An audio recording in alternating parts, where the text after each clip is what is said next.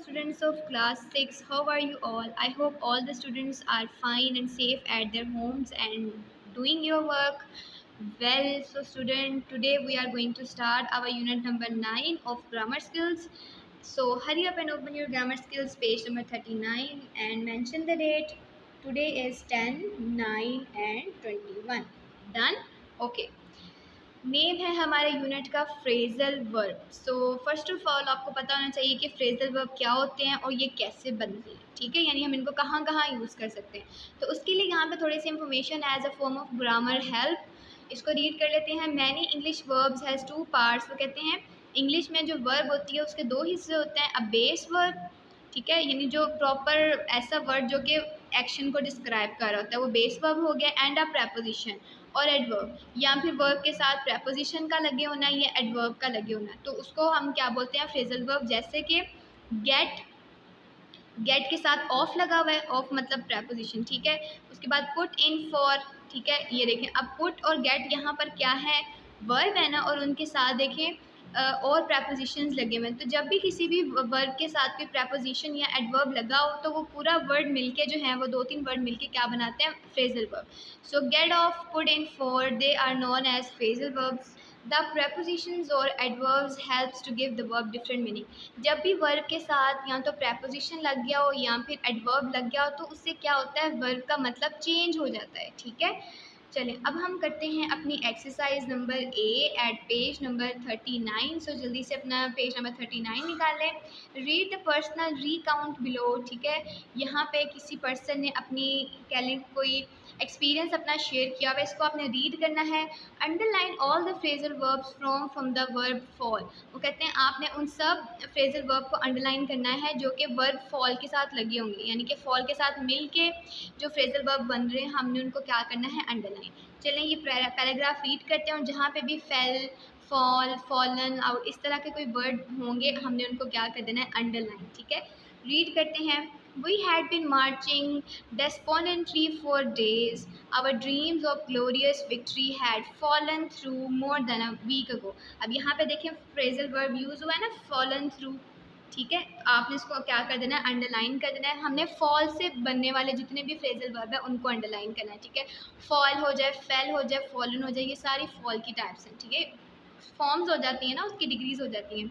The enemy had fallen on us with such a ferocity। तो यहाँ पे भी हमारा फ्रेजल वर्ब एक आ गया है, fallen on, अंडरलाइन कर लें। that we could not fall the day। अब यहाँ पे भी सिंपल फॉल लिखा है, इसको इसका मतलब है हम नहीं करेंगे क्योंकि हमने फ्रेजल वर्ब करना है जो फॉल से मिलके बनता है, सिर्फ फॉल को नहीं करना। We fell back in retreat। अब यहाँ पे देखिए फेल के साथ बैक आ गया ना, it's mean this is a phrasal verb and fall is not a phrasal verb, this is only a verb, इसको हम अंडरलाइन नहीं करेंगे। I know some of my companions had fallen behind। अब यहाँ पे देखिए fallen behind, ये आपका फ्रेजल वर्ब है। And I was worried about them। I also suspected that the commanding officer had no emergency plans to fall back। अब यहाँ पे fall back आपका फ्रेजल वर्ब है। On after he had fallen out with some of other officers। अब यहाँ पे देखिए fallen out आपका फ्रेजल वर्ब है।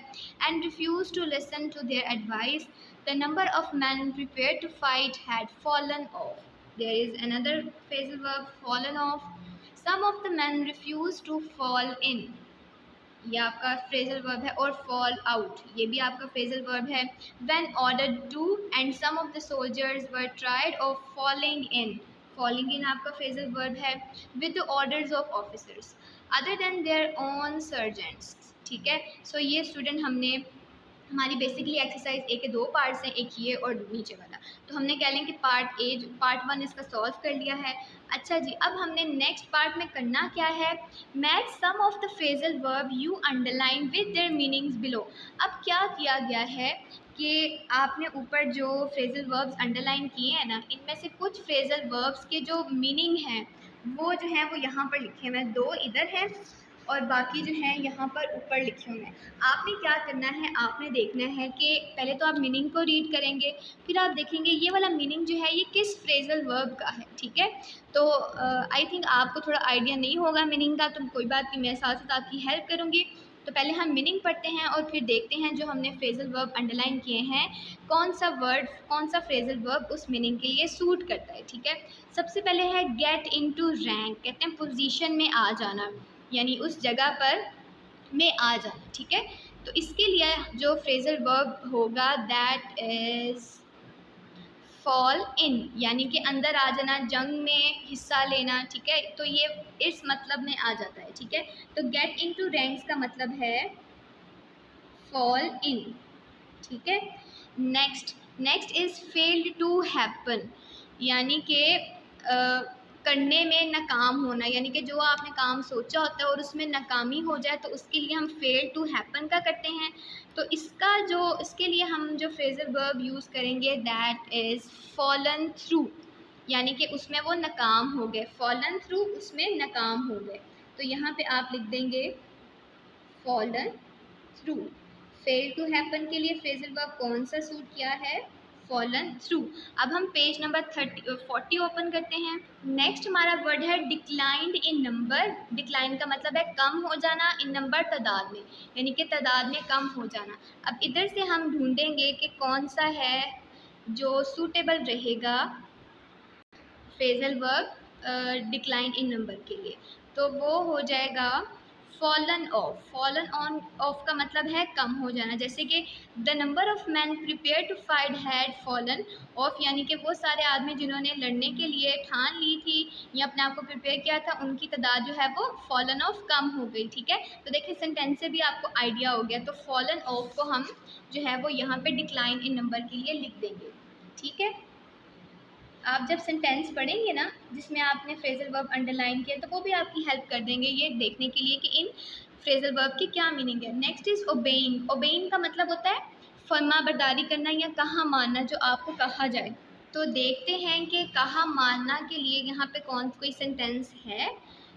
है ये देखिए, some of the soldiers were tried, कुछ सिपाही कोशिश कर रहे थे ऑफ फॉलिंग इन, के वो मान सके बात with the orders of officer, यानी कि जो ऑफिसर ने उनको ऑर्डर दिया है उसको मान सके। तो मानने के लिए कौन सा फ्रेजल वर्ब स्टूडेंट हमने यहाँ से लिया है, फॉलिंग इन। तो फॉलिंग इन को हम यहाँ पर ओबेइंग के लिए लिख देंगे क्योंकि ये सूटेबल है। फॉलिंग इन का मतलब है कहा मानना, आपको जो कहा गया है उस पर एक्ट करना। ठीक है, नेक्स्ट इज अटैक अनएक्सपेक्टेडली। नाकाबिले तौर पर अगर आप पे अटैक हो जाए, यानी आपने एक्सपेक्ट ना किया हो और आप पे अटैक हो जाए, तो उसके लिए अब हमने देखना है कि कौन सा फ्रेजल वर्ब जो है वो सूट कर। ये देखिए, the enemy had fallen on us with such ferocity, दुश्मन ने हम पर इतने गुस्से से हमला किया, यानी हम पर कूद पड़े, वो हम पर अटैक उन्होंने शुरू कर दिया। ठीक है, तो अटैक अनएक्सपेक्टेड के लिए कौन सा हमारा फ्रेजल वर्ब सूट कर रहा है, फॉलन ऑन। तो फॉलन ऑन को हमने यहाँ पर अटैक अनएक्सपेक्टेड के लिए लिख देना है फॉलन ऑन।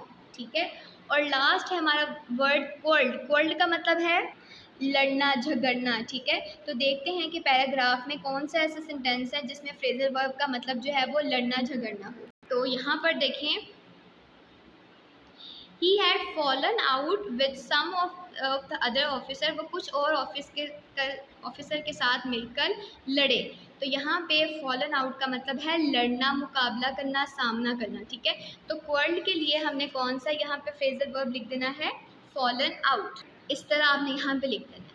सो क्लास 6 आज की हमने एक्सरसाइज जो है वो कर ली है। हमने सबसे पहले फ्रेजल वर्ब्स को अंडरलाइन किया है और फिर यहाँ पे हमें जो मीनिंग्स दिए गए थे उसके अकॉर्डिंग हमने यहाँ से फ्रेजल वर्ब पुट किया है और यहाँ पे पुट कर दिया है। ठीक है, तो ये आज हमने अपनी एक्सरसाइज नंबर 8 सॉल्व कर ली है पेज नंबर 39 और 40 पे। इसको नीट हैंड राइटिंग में अपनी ग्रामर स्किल पर सॉल्व करके इसकी प्रैक्टिस करें और ये भी फाइंड आउट, चलें ये एक्टिविटी आपने फाइंड आउट करना है अपने लिए ही कि आपने ढूंढने हैं डिक्शनरी से इनके मीनिंग्स, जितने भी आपने फ्रेजल वर्ब अंडरलाइन किए हैं ना इनके मीनिंग्स फाइंड आउट करने की कोशिश करें। इससे ना सिर्फ आपकी वोकैबुलरी इंक्रीज होगी बल्कि आपको डिक्शनरी यूज़ करने का तरीका भी पता चल जाएगा। ठीक है, इंशाल्लाह नेक्स्ट लेक्चर में हम इसकी नेक्स्ट एक्सरसाइज करेंगे। टिल देन टेक केयर, अल्लाह हाफिज़।